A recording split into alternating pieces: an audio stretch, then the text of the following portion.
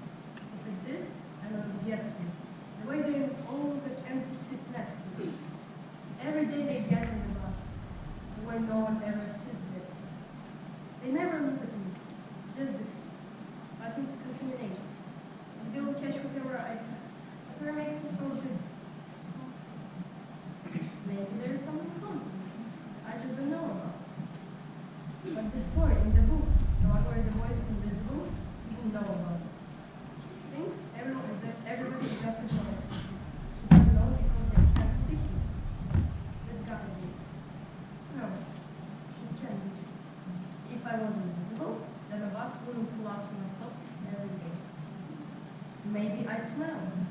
No one could ever tell me because the stench is so horrible they can barely get close to me. No, it can't be true. My parents would have said something about it years ago. What if my parents smell just like I do? Maybe I'm looking at myself in the light. No, that's not something you can do. Maybe I should just ask them. I know why no one ever sits next to me. Who am I kidding? I'd rather just sit here and keep wandering. I'll read my books and watch them instead. I'll just sit here because I don't care what they think. Just look at them, sitting in their seats, talking to their friends. Maybe I'm a normal one. Do they ever think of that? No, probably not. I just wish what being is so different. Why do I always have to sit in the back? I'll tell you why. Because I like reading books and being alone. But sometimes I won't mind someone sit next to me. Someone talk about books, or about sports, the weather, anything. What am I saying? I don't need them. I don't need anyone. I'll read my book. I have time to read, and I like quiet places. Maybe someday I'll sit next to one of them.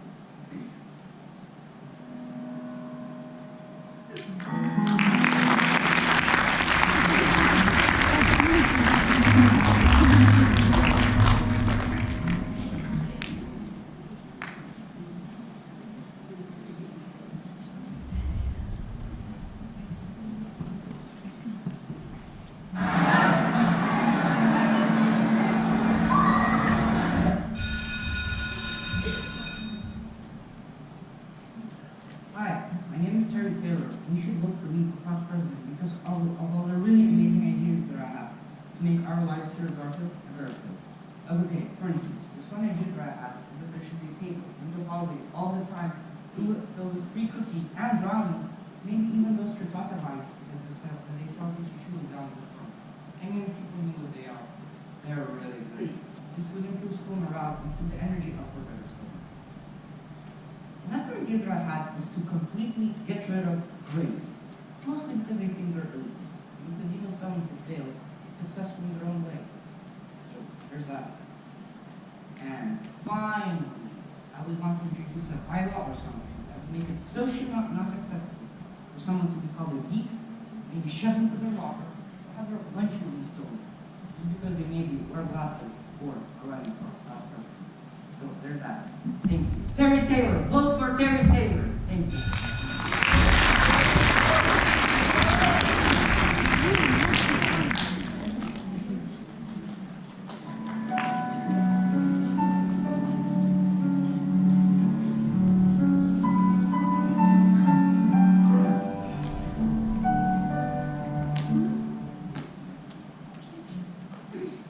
I used to tell people my grandmother was coincidentally producing.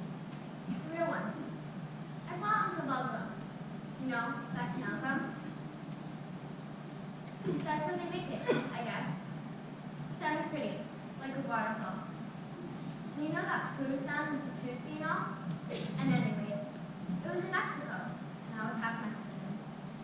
But I didn't know where from because my papi died before I even knew him, and his folks never wanted nothing to do with Mom because she was Puerto Rican, and me because I spoke weird Spanish and I worked 100%.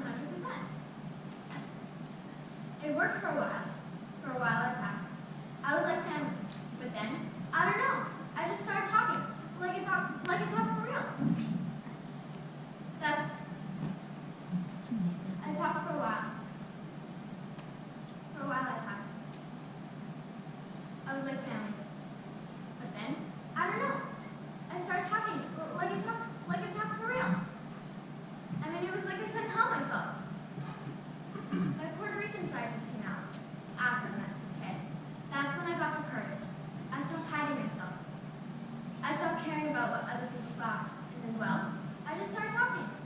And when I talk, it comes out of me like a rush of water. It comes pouring. My words, tripping on themselves. Too fast. Too fast. I drown myself with them. I'm drowning because I'm not a part of this place. They don't let me be. When I chose history, I just couldn't stop talking. And when I talk, it comes out of me like a rush of water. It comes pouring. My words, tripping on themselves. Too fast. I drown. I drown. I'm tripping on my words. I'm tripping. It's like a rush of water.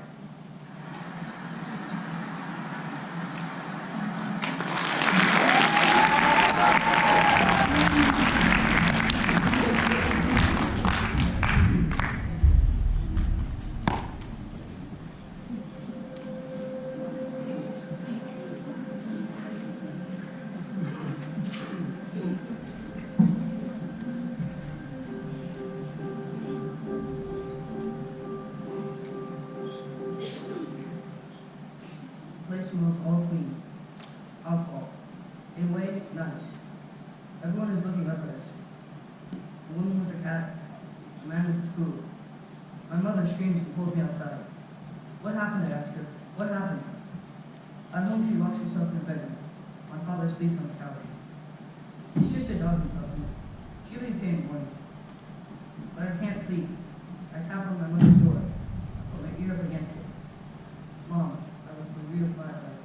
Mom, she might be asleep. Then I hear a noise. I want to tell my father, but he's sleeping. My father has a new friend. Her name is Michelle. He talks to her on the telephone. My mother can hear. He says I'll meet her soon, and I'll like her. She wears lipstick and nail polish. I see her mouth open and fingers. In the morning, my mother doesn't make sound for me. She sits on the couch, looking at the snapshot in the golden frame. She does it for a long time. In social studies class, Mr. Kingston asks if any of us have the word, how many of us have the word parents. I tell her, my mother and father still live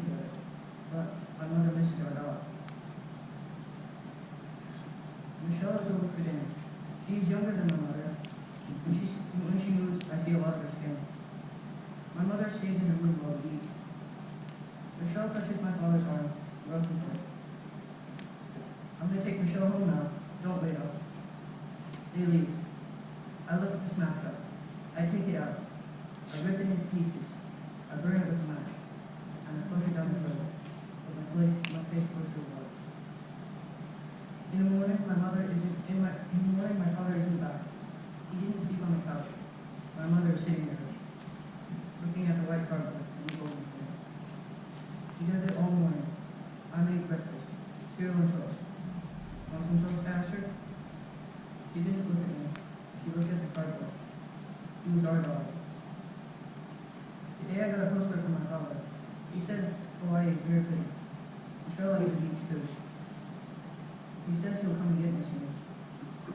At night, I whisper to myself, it's just a dog. It's just a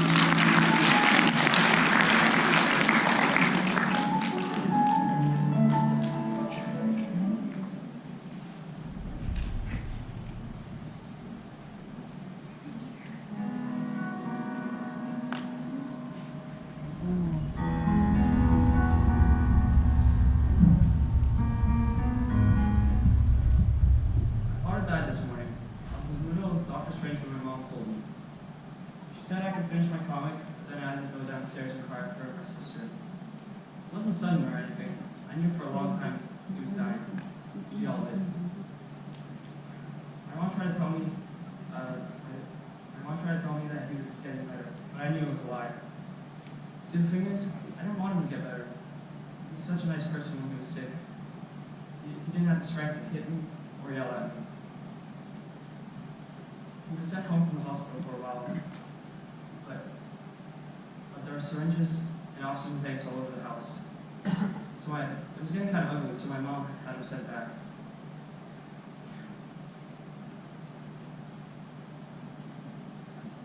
I felt bad at first. See, the thing is, the sicker he got, the happier I became. He didn't just hit me. He used to beat me up pretty bad. And as it got worse and worse, I became less and less afraid. Sometimes when I was by myself, I even laughed. I could look into his eyes, and I could tell he was afraid. I wanted him to feel what he made me feel. You know, I really loved him a lot. Even when he beat me up, I loved him. Sometimes when I was by myself, I always thought to myself, after this, everything will be all right, but it never was. I bet you he really loved me too, but he didn't know how to show it.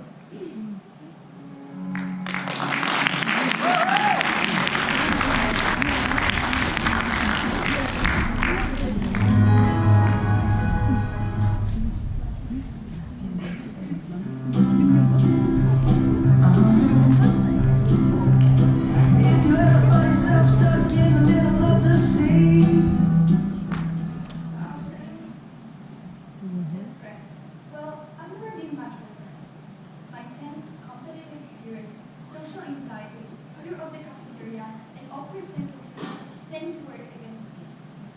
But strangely, the one friend I had come to entrust this weird title was once my arch nemesis. Of course she had no clue. In fourth and fifth grade, Angela had a handwriting next to mine. She had lots of friends, and took the nicest student award away from me. And I was so angry that I squeezed food in her cabin to show how nice I really was. Yeah, Angela deserved the award. She someone was my back and I say back me up. She laughs at my hilarious jokes when everyone else randomly forgets how to laugh. She takes me to the world where awkward moments do not exist. And jealousy is something to joke about. And fights never happen. And if they do, I don't remember them. Best friends? No. Angela and I are more like sisters.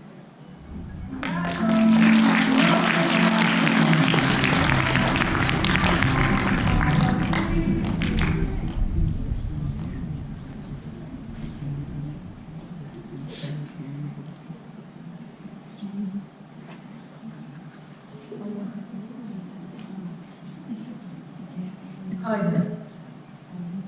I know he's my cousin. I know it. You pressure me to hang out with him, but you have no idea what it's like. It's a constant battle and embarrassment. We went to a house party a friend of mine was throwing, and he ended up getting into a fight with one of my boys. It puts me in a bad spot because he's my cousin, but he was also my good friend. And 9 times out of 10, it's always his fault. Because I don't want to hang out with him anymore. Because he's always causing problems. Wherever we go, whatever we do, he's always causing a scene. That's why I don't want to chill out with him as much. Bye, Dad.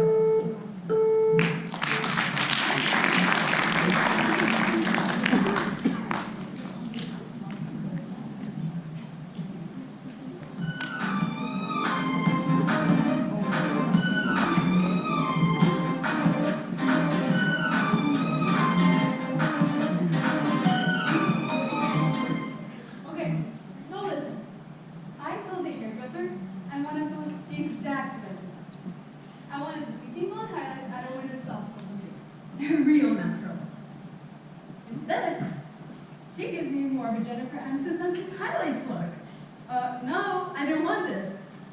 I feel like Taylor Swift's soft color with the natural finish. Or Scarlett Johansson when she had those whiskey bangs. Or even possibly just Jessica Alba when she had the lighter, brighter look. No, no, no.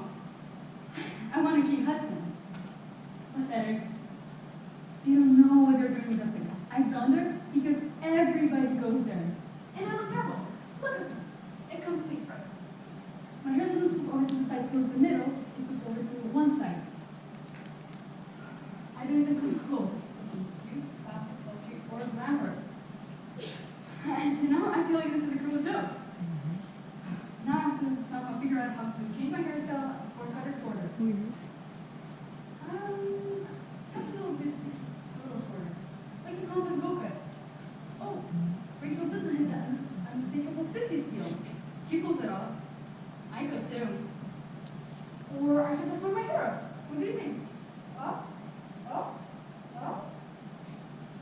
Charlotte Theron needs a bit.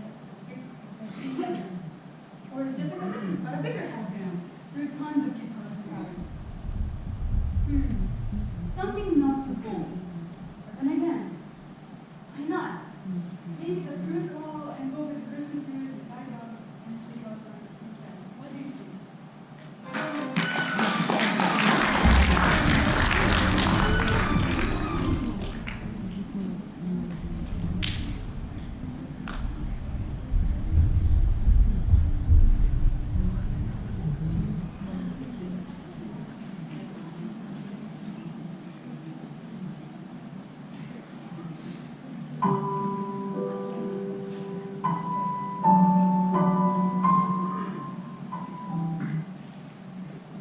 Brain freeze. Brain freeze.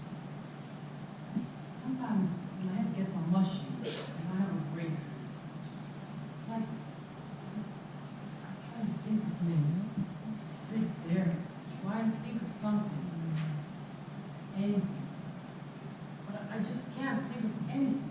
Absolutely nothing. It's like, it's just like the brain is not locked. listening to a tape recorder, and you press the pause button. Press the pause button. You are pause button. Am I making any sense?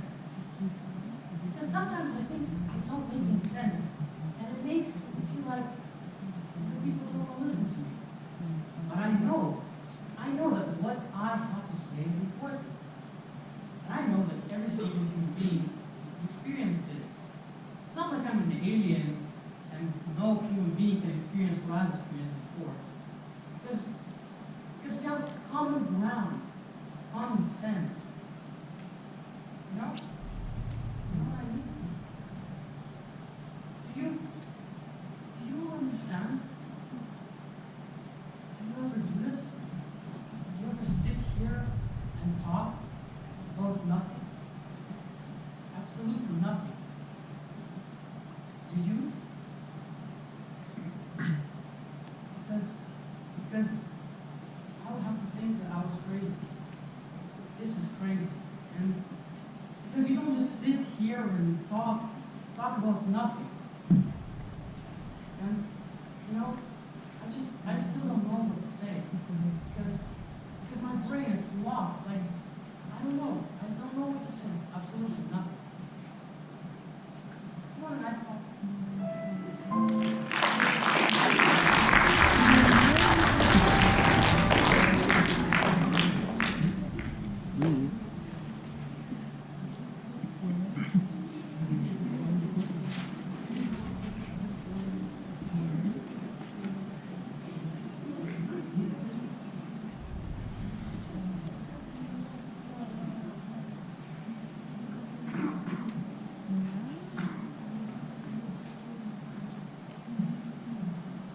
It was a pretty crappy day at school today.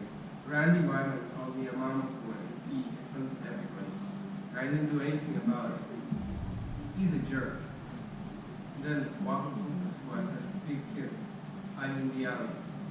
Old big kids, older high school maybe.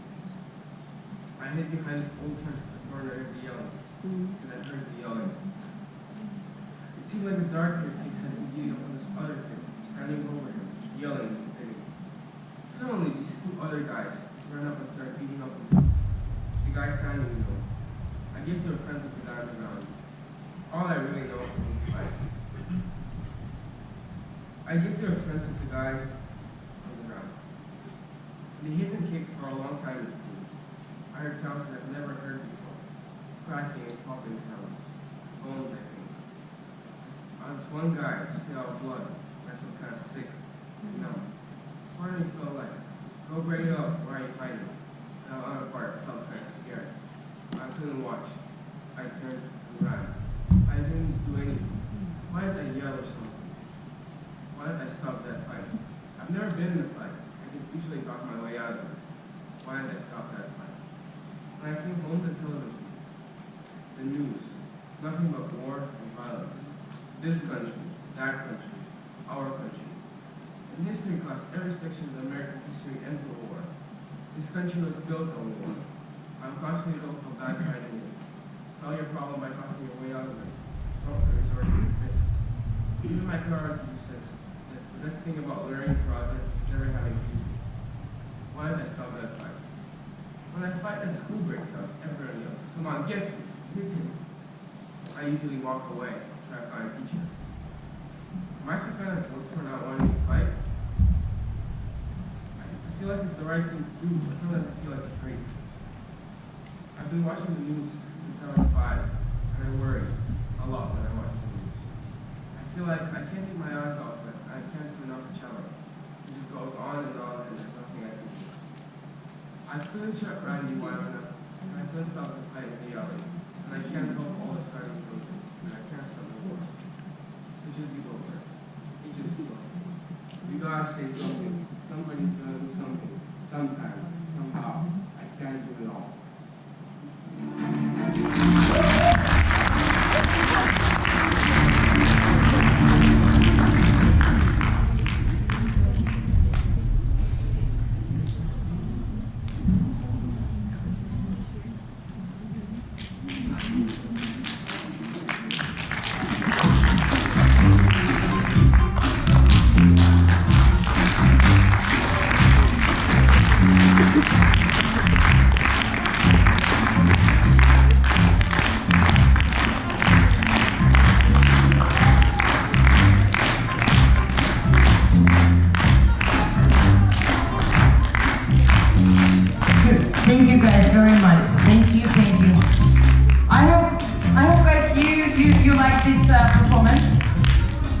No?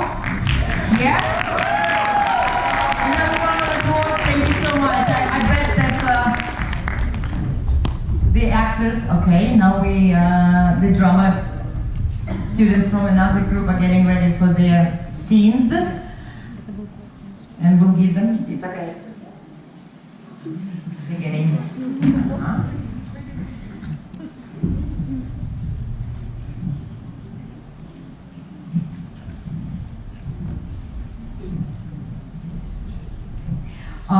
I hope that you paid attention to the titles on both posters for monologues and for scenes. The title is, who remembers the title? Who paid attention? Oh. Okay, can you? Monologues, yes, in monologues and in dialogues in scenes. But what is the title? What is this about? What are these small pieces? From what? Of what? Who remembers? The title on the poster? No one? Who? A collection of our lives, that's the tomorrows. The tomorrows. Yeah, that's from Miss Miller's, from your class. And here, miseries and bliss. Teens, miseries and bliss. Bliss. Did you see the scenes, the monologues? I mean, the teenagers were talking about their lives, right? So some moments they were sharing about sad moments, right? And others were pretty happy moments, right? Like brain freeze. Alek was talking about what? Well, but what was that about? He was afraid to talk to who? Well, to a girl, right? Oh, so that's a big yeah, of course. He was nervous because he didn't know what to talk about to the girl. Okay, and Alisa was unhappy about what? Girls, her hairstyle. Come on, yeah. And Zach and Alan. And those moments were pretty sad, remember? Losing dad. Yeah. So that was not a happy moment in that teen's life, okay? Thank you so much. And now are we ready, guys? Yeah. Okay, let's do it.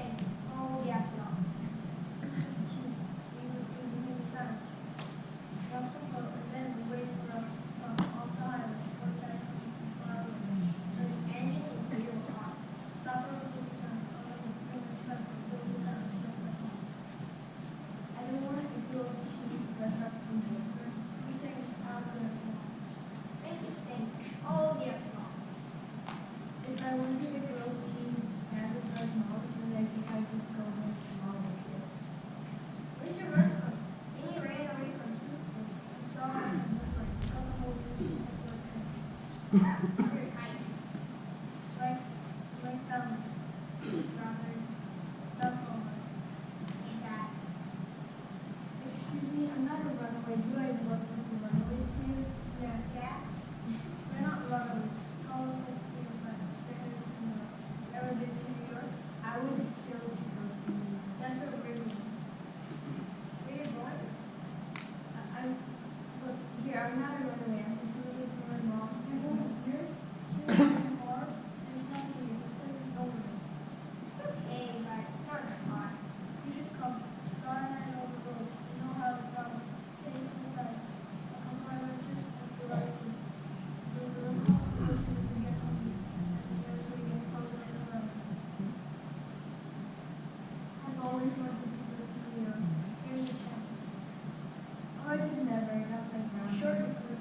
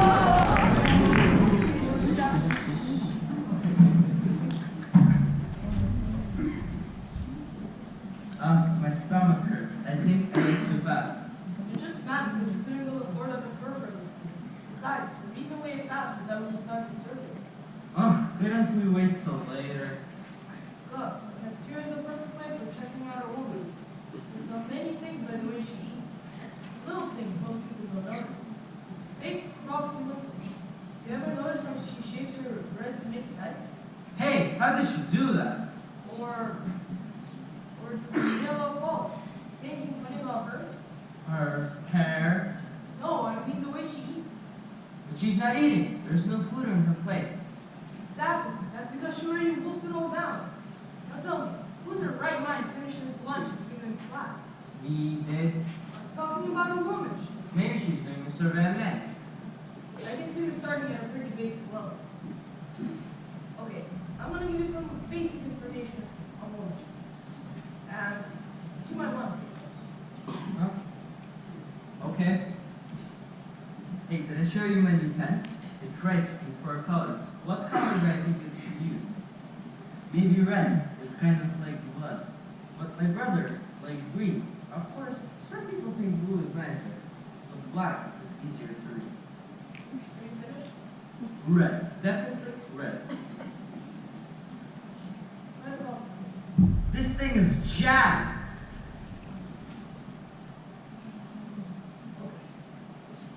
First off, women tend to cry.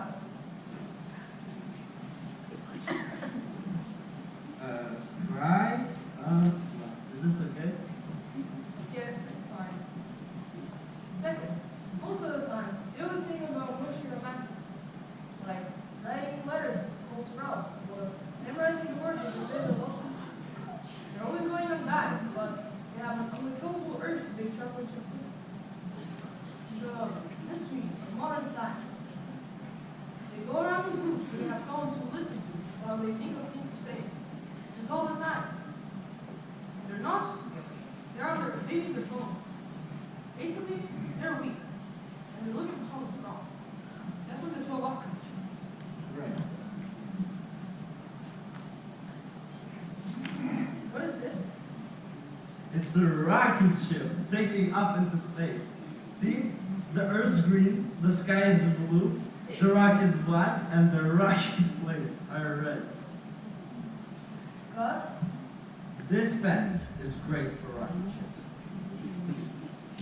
You might want to start a new topic. Should I still take notes? Yeah, but you might want to start a new page. We're going to take a look at the women in the cafeteria and look for things that will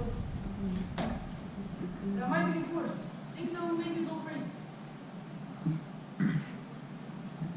Okay, number 1. Never carry an umbrella. Wow, I never knew that. It's a sign of weakness. Number 2, always use an aftershave, even if you don't shave. Number 3, never say I don't know. What? Don't. Pretend like you do. Number 4, talk in a low, soft voice. It's called the voice of love. Women go nuts over it. What does it sound? I'll do it for you later. I don't want anyone to bother you. Number 5, this was the most important. Dare to be different. You mean wear a suit like you do? And would it be different? That would be the exact same. Then how do I know what to do? That's the main point. It's up to you. Okay, let's get to the survey. You want me to help? Just station notes. On what? We're going to take a look at the women in the cafeteria and find things that might be important. Things that will make you go crazy. I'll tell you and you write it down. For instance, take a look at Daniela Falls. She's fine, but when she laughs, she snorts like a pig. Or Rosie Williams, she has a terrible habit of thinking her teeth in one paper. Or that one over there, she's way too skinny. And the woman she's with, she's Sammy, beautiful. you okay? But she's looking at us. Just smile and nod. Sammy, what are you doing? Then the twin architects checking out the building. Hey, don't chew on my pen. You might have germs. Yes, of course I see. Do you see what? Okay, she looked away. Oh, here, let's go get a candy bar. What about the survey? It's finished.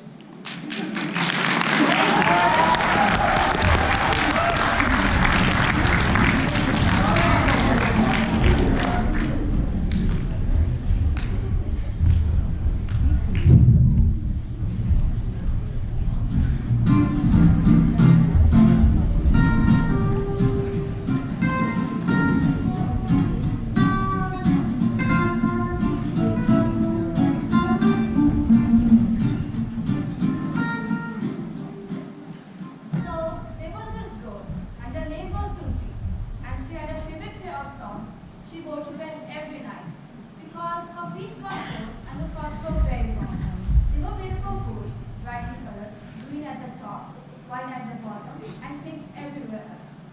She loved her socks. One morning, she and her socks woke up and went up to the kitchen to eat some cereal. After just eating, she started to let go of the socks to wear some slippers. And that's when the first weird thing happened. She couldn't get them off. I can't get this off. It wasn't like they were glued or anything. The glue would move easily on her skin, and she could slip her hand inside and between the socks. They just wouldn't come off. She called for her sisters, Elsie and Tilly. Elsie, come. Tilly, come. My socks are stuck.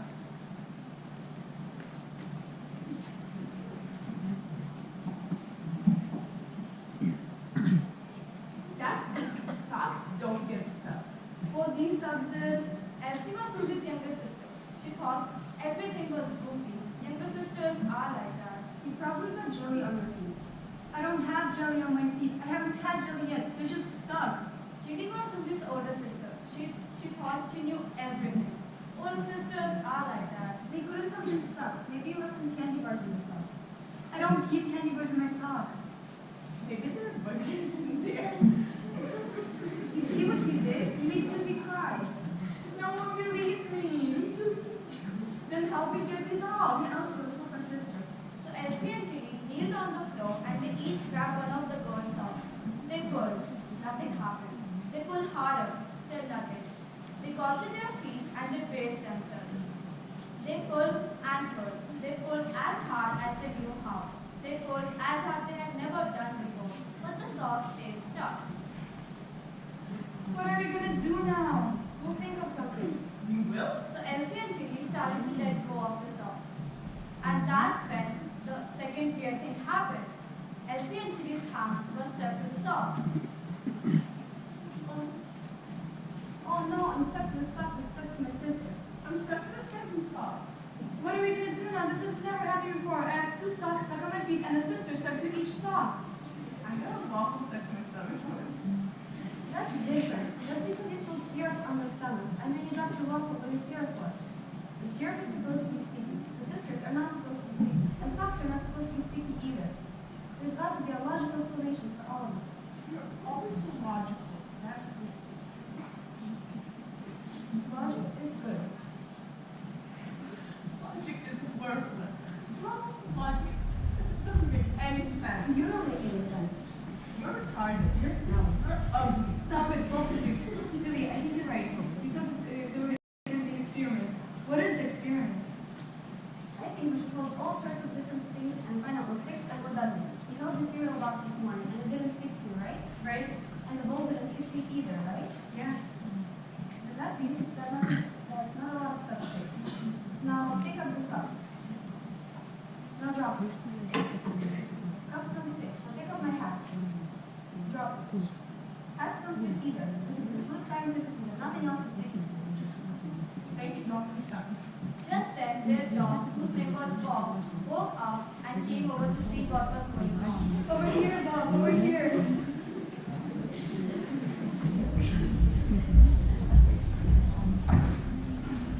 Susie tied Bob along, and that's when the third weird thing happened. Susie got stuck to Bob. Julia, I thought you said it's not going to stick to anything else. I guess I was wrong. I guess you were. I don't understand. Be as logical. You cannot be wrong. Science? Use science. Science is very deep. What do we all have in common? The sisters, the socks, the dog. No, that's all wrong. I know why. Because you're all alive. No, I'm not alive. That's good. Because we all have hair. No. That's all wrong. I know why. Okay, you're so smart. Tell us why. Tell us why we stick. Tell us why Bob sticks. Tell us why the socks stick. Because she loves us all. What? She loves us. And that's when the last weird thing happened. Everything quit sticking.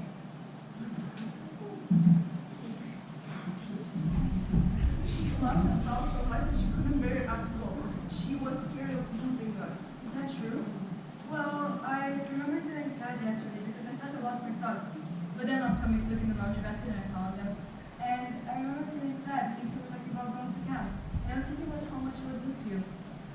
Well, I was getting old. I guess Elsie was right. I was scared of losing you. Even if we went to camp, we would think about us, and we would think about you. You won't ever lose us. Even when we're stuck with each other, we're not stuck to each other. Love is what keeps us together. Love is so strong that it will never let us go. That's what life is. We don't have any other choice. Really? Yes, we're stuck together. But as we are in this room right now, we'll be old. Susie looked around the room. Outside, the sun was climbing in the sky, and sunlight was streaming through the window. It was shining on Elsie's face, and on Ginny's face, and on Bob's face. Everyone was smiling, even Bob.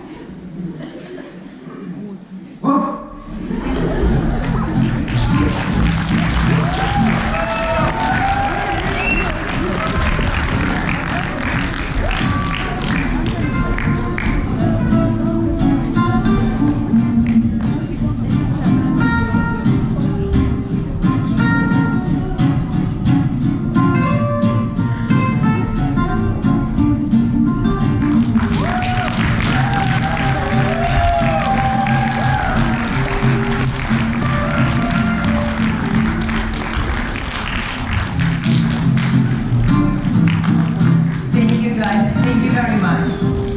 Okay, I guess that's the finale. So, thank you very much for coming and watching the monologues and scenes that reflect on teens, miseries, and place. Thank you again, and I guess we have some time left, right? 30 minutes. And what are we gonna do? Free time. Having free time? Whoa, look at that!